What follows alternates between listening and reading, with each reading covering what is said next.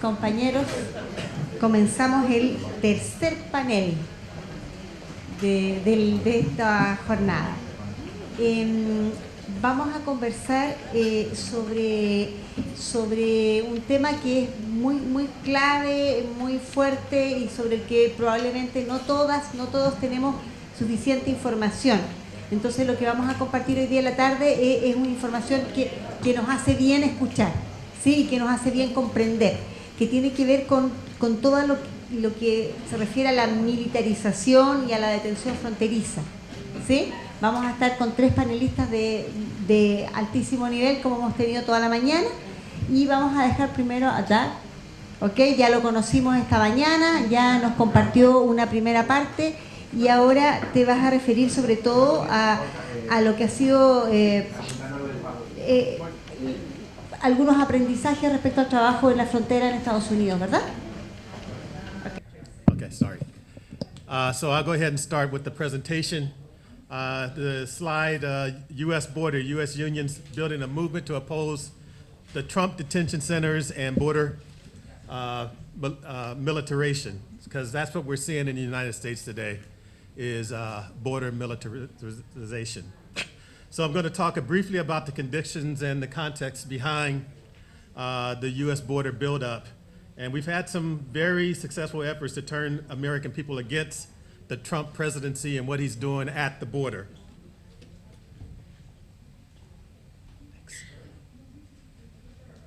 Next slide. La próxima slide.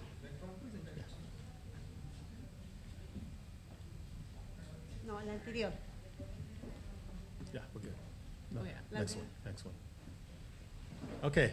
Separations of children from their families. Approximately 15,000 children today are held in federal detention centers in the United States. This was after a court ordered everyone released. They are still holding over 15,000 children. The separations of children from their parents is appalling. I think the public in the United States has finally caught up with this, and there's been a high demand to release all the children back to their parents. The National Domestic Worker Alliance launched a campaign over 2 years called Families Belong Together.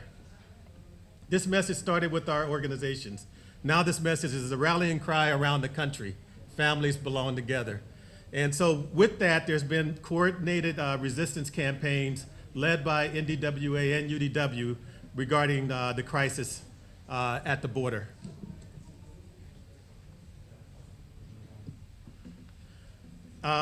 Diverse groups of organizations, as you see on this is a very interesting slide. These are survivors of the Japanese internment camps that were protesting recently, and also the Jewish organizations protesting the crisis that's happening at the border. So basically, we've joined with these organizations to say that this needs to stop. It is inhumane. What's happening with what the Trump administration is doing at the border, and we need everybody to come together to put a stop to this madness.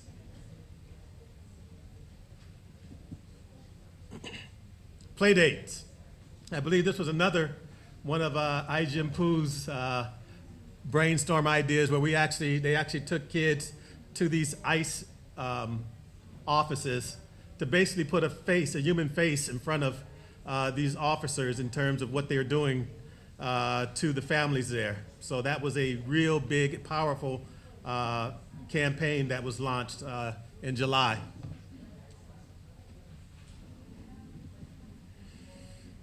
The U.S.-Mexico border is one of the world's most militarized borders, even though the two countries are not at war. Personally, I live in San Diego, which is a border city. Our union is in partnership with groups providing relief in Tijuana, Mexico, just a few miles from where our members live. And many of our members themselves commute back and forth from both places. We even have staff who live in Mexico and they commute across every day. The U.S.-Mexico border is one of the world's most militarized border, even though the two countries are not at war. Massive increases in funds for border security have served only to decrease real security in the U.S., disrupting the quality of life and economies of border communities and violating human rights. Since the 1990s, when the buildup began, at least 7,000 immigrants have lost their lives. We have two areas of entrance. It's Tijuana area, and then there's Calexico, Mexicali border that we have about 4,000 members that live in that area. So this is something that UDW is taking on head on. It's personal because it impacts the lives of our members in the communities where they live. And it's very important for everybody to understand that people are starting to see the Trump's policies as more of a broader white nationalist agenda, because that's what it is. It doesn't include anybody in this room. It's about whiteness. You know, he's made the comments that we don't want people from S-hole countries. He's made derogatory remarks about Mexicans, and but he said we need more immigration from places like Norway. So what does that tell you? So I want to be clear that, you know, even though these deportations were happening under the Obama administration, they were.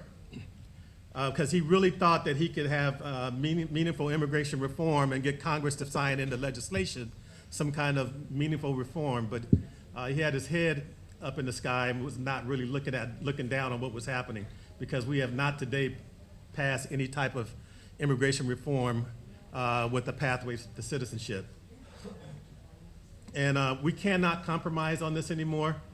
We have too many workers whose lives are at stake with the expansion of these detention centers, and we have to do something about it.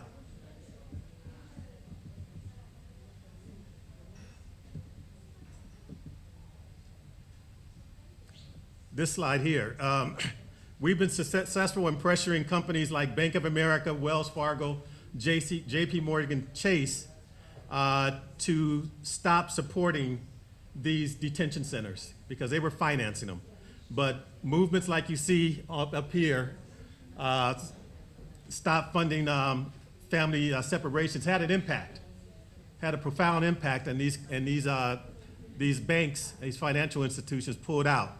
And it's going to take a movement to end what's happening. We can't do it by ourselves. It's going to take people like everyone in this room and others, and for us to vote this guy out of office in 2020 in order to change all of this. The future, well, I'm not going to tell you it's a hopeful time.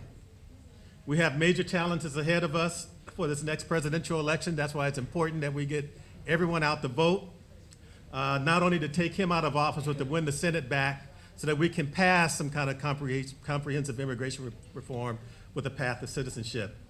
Our movements are strong and our message is clear. In California, we've extended health care to undocumented workers and undocumented children so that they can have access to schools and support systems in California. California is modeling in its diversity and its social programs what we expect the rest of the country to look like in a generation. It's our job in the labor movement to make sure it doesn't take that long. So that's the end of my presentation, and I think I stayed under my 12 minutes. Thank you.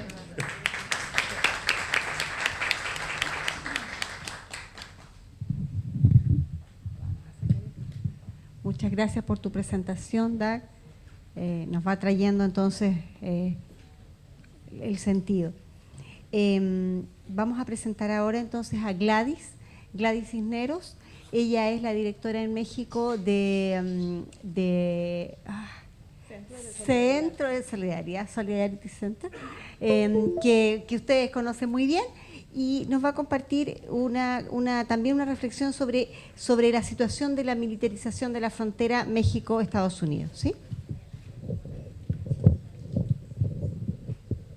Buenas tardes a todas y a todos los compañeros presentes. Y bueno, pues un poco siguiendo lo que acaba de compartir el compañero Doug, porque realmente la política migratoria de México se define en Estados Unidos. Es un hecho, una realidad que hay que reconocer. Eso no le quita la responsabilidad al Estado mexicano, pero sin embargo hay que contextualizarlo para entender que hay cosas que realmente no pueden autodefinir por fuertes presiones. Y un claro ejemplo de esto pues sucedió justamente en el mes de junio, cuando muchas cosas se agudizaron.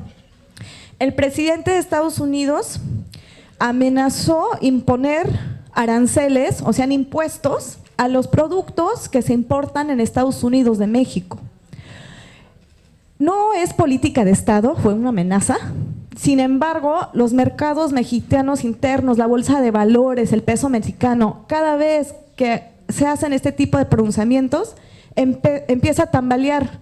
La gente se asusta, los inversionistas se espantan, de pronto hay todo tipo de especulaciones y empieza a desestabilizar el país. No es justificación, lo digo para que tratemos de entender qué es lo que está pasando. En base a eso, el gobierno mexicano sintió la necesidad de conceder muchas cosas en materia migratoria. Yo creo que para cualquier persona que conozca a alguien de Centroamérica o de Ecuador, que ha tenido que cruzar por México para tratar de llegar a Estados Unidos, la idea de que México sea como un país como seguro, feliz, donde todo el mundo apoya al migrante, pues no ha sido tal cual, no es la realidad. Sin embargo, las cosas han empeorado de manera muy significativa en los últimos años y especialmente en los últimos meses.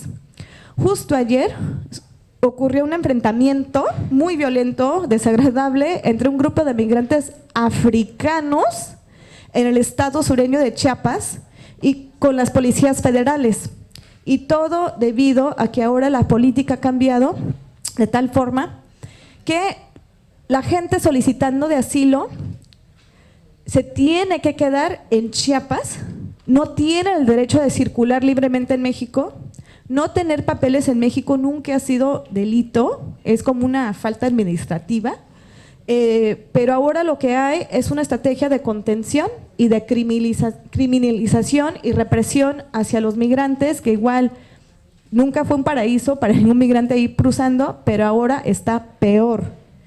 En el caso particular de Chiapas, por dar un ejemplo, yo creo que a veces también estamos pensando únicamente en las caravanas de centroamericanos, pero la realidad es que en México llega gente de muchos lugares del mundo como país de entrada para tratar de cruzar hacia el norte y llegar a Estados Unidos. Hay casos muy famosos, por ejemplo, grupos de haitianos que se quedaron en el limbo en Tijuana justamente, pero ahora la estrategia es de forzarles a quedarse en el sur del país y no tratar de moverse hacia el centro y norte del país de México. Como condición de esta, para prevenir la imposición de aranceles comerciales, México aceptó en materia migratoria varias cosas. Por ejemplo, ya hablamos del concepto del tercer país seguro, que lo van a implementar en Guatemala, pero eso empezó en México. Y eso quiere decir que Estados Unidos tiene el derecho a deportar cualquier persona que cruce Estados Unidos y mandarle a México para que se queden en México para hacer sus trámites y su proceso de solicitación de asilo, aunque no sean mexicanos. Entonces, el Estado mexicano se tiene que responsabilizar por todos los solicitantes o gente que aplica para el asilo. Y pone una gran presión fuerte económica y social en México, justamente, pues, o sea, también por el hecho de que ni siquiera son mexicanos. O sea, México no tiene por qué recibir nacionales de otros países que no sean los suyos, sin embargo lo está haciendo porque tuvieron que ceder ante tanta presión y amenaza. También se comprometieron efectivamente, como les dije, la estrategia de contención, de tratar de cordonar la parte más estrecha de México, que sería por el istmo de Oaxaca, de Tehuantepec, para que no puedan cruzar más. Es donde pueden desplegar más efectivamente efectivos de las Fuerzas Armadas, de los cuerpos policíacos de México, para tratar de evitar que pasen migrantes. Eso tampoco se había hecho anteriormente. El Estado mexicano se comprometió a desplegar un nuevo cuerpo, un cuerpo de seguridad que llaman la Guardia Nacional. Esta es una nueva fuerza para tratar de atender la situación de inseguridad, el problema de la inseguridad ciudadana, el crimen organizado y la delincuencia en México. Sin embargo, como compromiso, quedaron en desplegar 6,000 efectivos de este nuevo cuerpo para tratar de identificar, deportar y presionar a migrantes que están cruzando por el país. Es decir, casi el 10% de la Guardia Nacional, que no se formó para fines de estar como la migra, efectivamente están realizando esa labor sin preparación, sin conocimiento de las leyes migratorias, sin procesos de sensibilización y demás, mucho menos en materia de derechos humanos. Entonces también es un grave problema, el cual ha sido totalmente denunciado por la Oficina de la Alta Comisionada de Derechos Humanos de la ONU, de Human Rights Watch y de otras organizaciones importantes que protegen y defienden derechos. El 14 de junio, también como parte de este arreglo, el comisionado titular del Instituto Nacional de Migración mexicano, que este funcionario era un académico especializado en temas de migración, tuvo que renunciar, lo obligaron a renunciar y lo sustituyeron por alguien que anteriormente fue comisionado responsable por administración de penales federales en México. Entonces, tenemos un académico que tenía pues toda una línea y trabajo muy serio en la materia y se pasan a privilegiar experiencia en administración de cárceles y penales federales. En México actualmente se está realizando búsquedas de migrantes en hoteles, en ciudades, cerca de los rieles del tren, están colocando más retenes para hacer revisiones migratorias y a propósito empezaron una campaña para identificar y detener a los líderes de las caravanas que venían de Centroamérica. En un caso muy particular y especialmente indignante, policías federales intentaron allanar un albergue y centro de apoyo al migrante, que es la Casa del Migrante de Saltillo, en el estado norteño de Coahuila. Intentaron ingresar para buscar gente indocumentada, a pesar de que la ley mexicana dice que en albergues establecidos, lugares donde se les brinda atención a migrantes, no pueden entrar cuerpos policiales o autoridades migratorias, y además hay como toda una zona a su alrededor donde tampoco pueden ingresar para hacer esas revisiones migratorias. Entonces hay una violentación total de la propia normativa mexicana, en adición a pues todos los compromisos adquiridos con Estados Unidos. En los primeros 6 meses del gobierno actual de Andrés Manuel López Obrador, el Estado mexicano ha triplicado el número de deportaciones de centroamericanos y según el canciller mexicano, desde que iniciaron todas estas operativas, la migración hacia México ha disminuido en un 36%, según. Como candidato, Andrés Manuel López Obrador prometió garantizar los derechos humanos de los migrantes, hizo giras en Estados Unidos tratando de animar y de presentarse como un defensor del derecho del migrante mexicano en Estados Unidos. Después del atentado en El Paso, igual se llamó a tratar de sensibilizar, tratar de confrontar esta supuesta como ola del odio, del repudio al mexicano, pero lo que vemos es que en su propio país la situación es mucho más complicada y lo que vemos más bien es un endurecimiento de las políticas migratorias. México está viviendo un cambio paradigmático en cuanto a su postura en la migración y su realidad. Por mucho tiempo se caracterizaba, autocaracterizaba por ser un país emisor de migrantes, que mandaba migrantes, pero ahora hay gente que se está quedando, está en el limbo, son tiempos indefinidos y seguramente mucha gente que va a decidir quedarse por una variedad de cuestiones. Por ende, representa muchos nuevos retos para México. Como esto es una situación que está cambiando a todo momento, no hay muchas cifras exactas todavía, todo un profundo análisis, pero desde la perspectiva, también pensando en perspectiva de derechos humanos y derechos humanos laborales, la situación sí es preocupante. Muchas gracias. Muchas gracias. Ok, muchas gracias.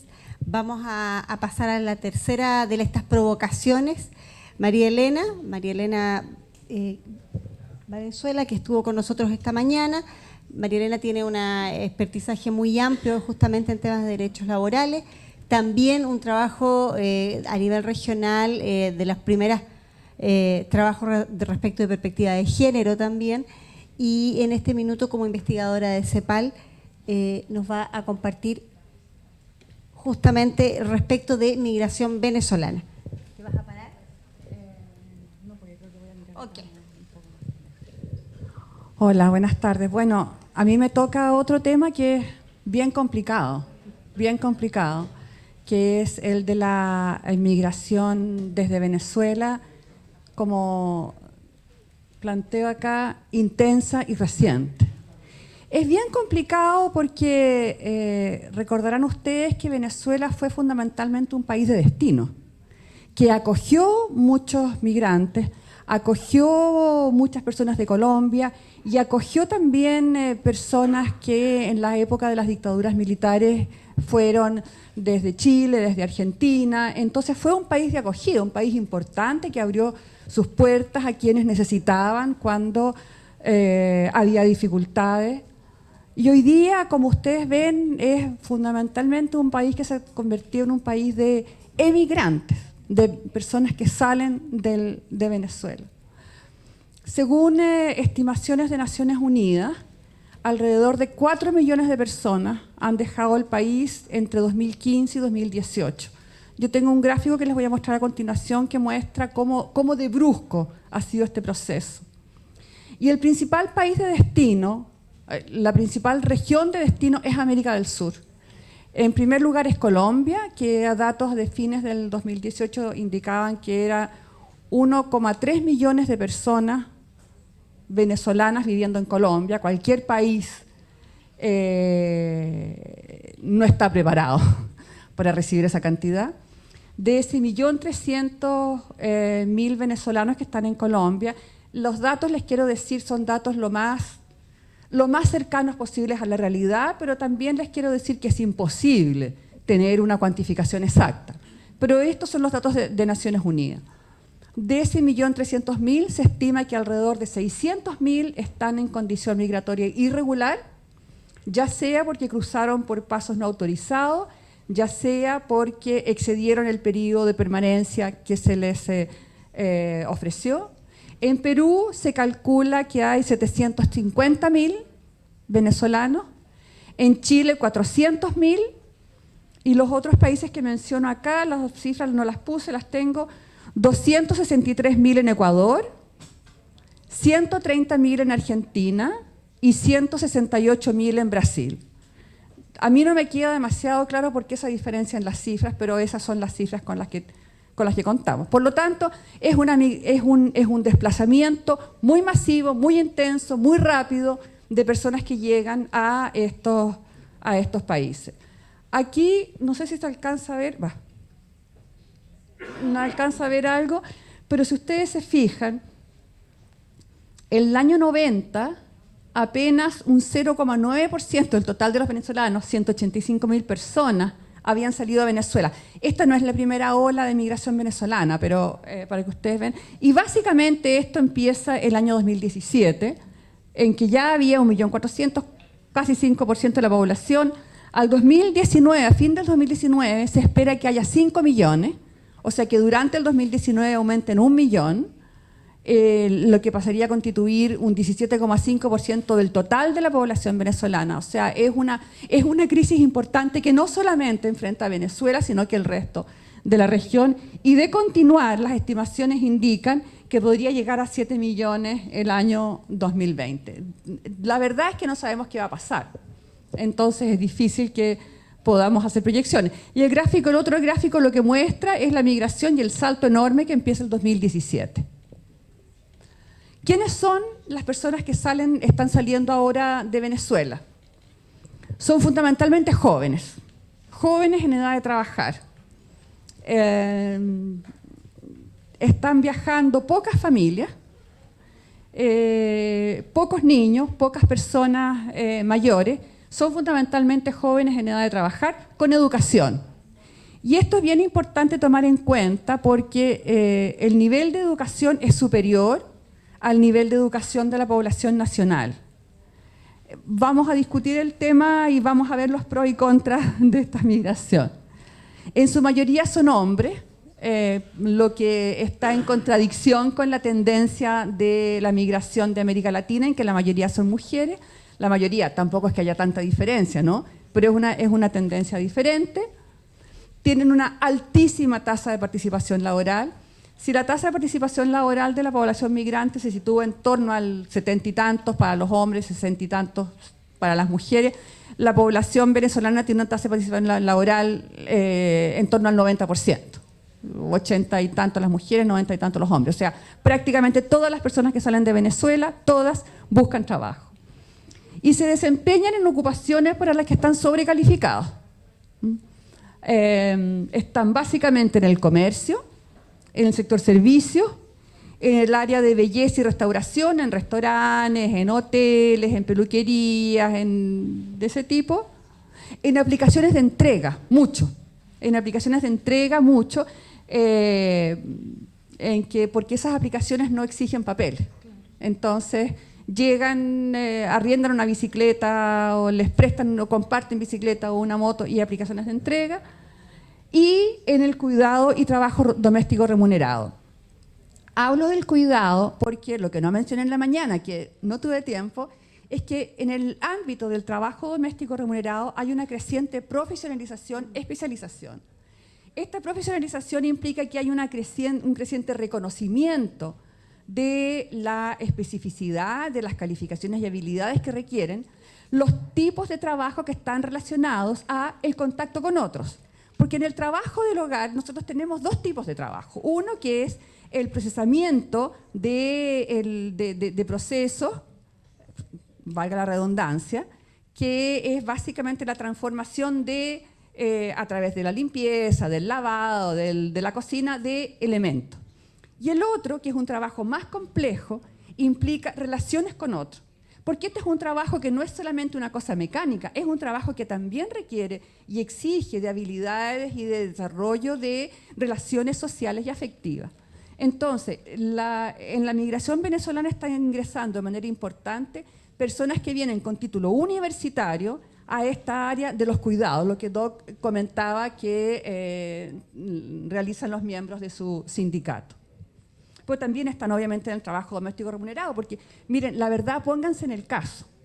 Si yo misma me voy migrando, yo soy chilena, yo podría haber tenido que salir del país en la época de la dictadura. ¿En qué trabajo? ¿Dónde busco trabajo? Lo primero, independientemente de las calificaciones y mi experiencia y los títulos con que ande, es el trabajo del hogar.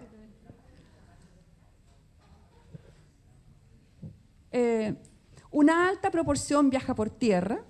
Eso significa que son viajes largos y riesgosos, que se enfrentan a riesgos de violencia, coimas, por supuesto, que tienen que pagar, a abusos, a robos, etc. O sea, es un viaje muy, muy complicado. Y lo que sí es interesante es que esta es una migración nueva. No tienen las redes que yo mencionaba en la mañana. Por lo tanto, esta es una migración que sí utiliza mucho la información digital, redes sociales, aplicaciones, para elaborar el proyecto migratorio y las estrategias de inserción laboral y social.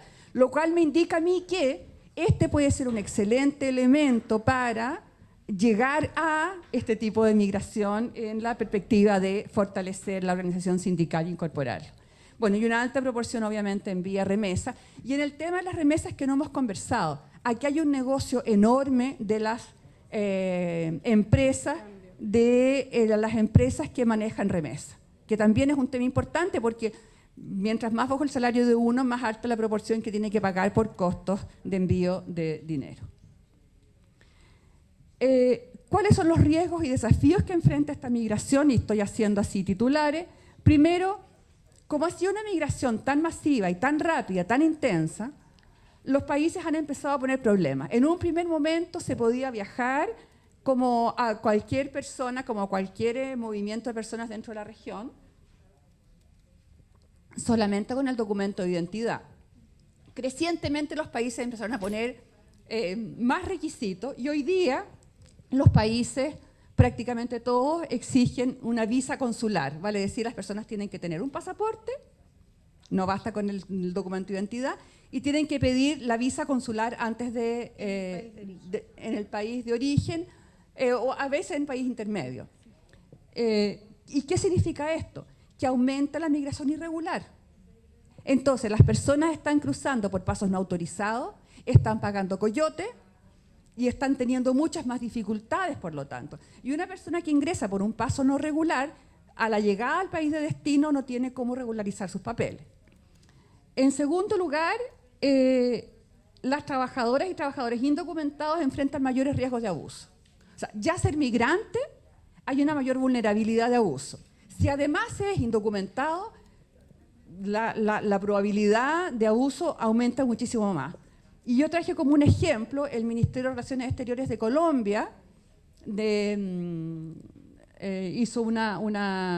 la información que 700 empresas habían sido multadas por aprovecharse de migrantes venezolanos indocumentados en Colombia, fundamentalmente ¿qué? Pagar menos que el salario mínimo, no pagar contribuciones de seguridad social, exigir mayor número de horas de trabajo, etcétera, etcétera, lo que pueden imaginarse. Y por último, el otro elemento muy importante son los sentimientos de xenofobia, porque a medida que llegan más personas, más educadas, a los trabajadores y las trabajadoras les da miedo que vayan a perder sus puestos de trabajo, que vayan a empeorar sus condiciones laborales. Entonces, aquí hay un tema que yo creo que está en el corazón de la discusión que a mi juicio tendríamos que hacer, que es cómo se protege, cómo se genera alianza, cómo se genera solidaridad, protegiendo los derechos de las trabajadoras migrantes, pero también de las trabajadoras nacionales, porque hay veces, y hay que reconocerlo, que hay empleadores inescrupulosos que se aprovechan de la llegada y de la necesidad de trabajadores migrantes para empeorar condiciones laborales. Entonces, eso es algo que me parece muy importante discutir, cómo enfrentarlo, cómo hacerlo y cómo generar una alianza y solidaridad al interior de la clase trabajadora y no divisiones que finalmente, a mi juicio, perjudican a todos. Yo traje este testimonio que lo saqué del periódico.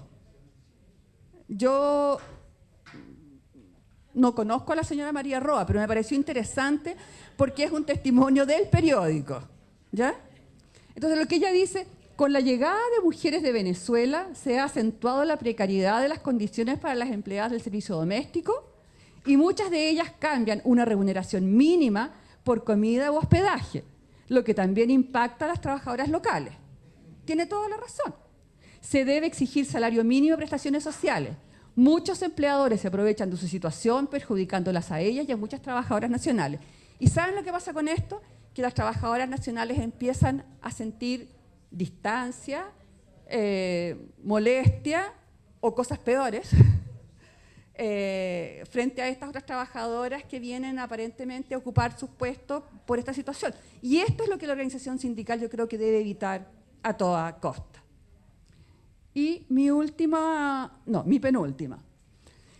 No se habla de esto y yo encuentro que es súper importante. ¿Cuáles son los beneficios de la migración, ya sea de Venezuela o otros países, particularmente la de Venezuela? Primero, hay un concepto que es el bono demográfico, que no es muy fácil de entender, pero de lo que se trata básicamente es que si la mayor parte de la población de un país son viejos o son niños, son pocas las personas que están en condiciones de trabajar y aportar ingresos a los hogares y al país. Y el crecimiento económico del país se perjudica. Si a ese país llega una cantidad importante de gente joven en edad de trabajar, que trabaja, ese país se beneficia de ese mayor dinamismo económico, ese crecimiento económico que se genera porque haya más cantidad de gente que está trabajando. Por ejemplo, hay economistas peruanos que plantean que del crecimiento del producto del año 2018, entre un 0,5 y un punto del crecimiento del producto se debe a la dinamización de la economía generada por la llegada de venezolanos. Eso no se habla. Y el segundo punto es que la migración venezolana se considera complementaria y no de reemplazo. ¿Qué es lo que digo? La migración de reemplazo es cuando llega gente como los trabajadores nacionales.